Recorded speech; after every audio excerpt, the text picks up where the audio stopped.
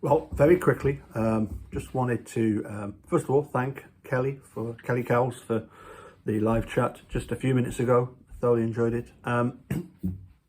Yesterday, I also had the pleasure of chatting backstage, as it were, with Bose 12345.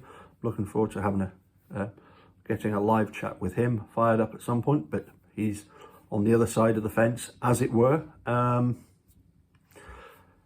But I just really wanted to, something that crossed through my mind the other day, it cropped up again in my chat with Kelly, and it's something that we do hear from the Gilter community quite a bit now, and that is that Steven Avery must be guilty because we don't know who to actually point the finger at.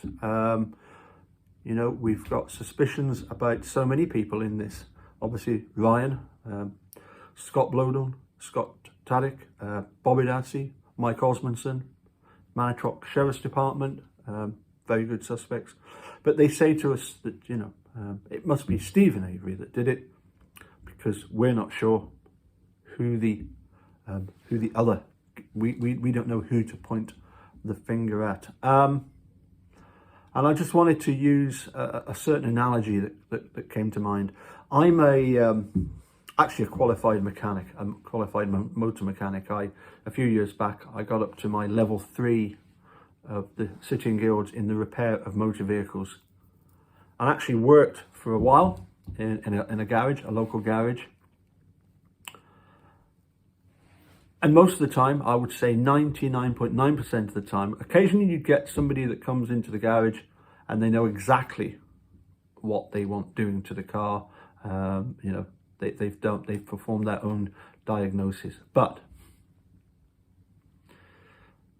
the majority of the time, 99.9% of the time, when, you know, the old lady who's sort of 80 years old and she's got her late husband's MGB GT, for example, that goes out on the road, you know, maybe half a dozen times during the summer. She comes in and says, you know, it's not running right. She is not expected to tell us, oh, it's the points, it's the plugs, it's the plug leads, it's the distributor, it's the condenser. That's not her job. Our job, if we see, if you know, we take the car out on a test drive, it's misfiring. Our job then as mechanics is to take that job in and work out exactly what needs to be solved in order to have, you know, the old lady happily running around in her late husband's MGB GT for another summer. And so it is with this case. It's not our job to diagnose what's wrong with the car. We can see that there's something wrong with the car. We've seen Making a Murderer. We've seen all of the shenanigans going on with the state over the bones, Sukarich denying this, that and the other. We've seen the wood in the bullet. We've seen the fact that the bones were never photographed.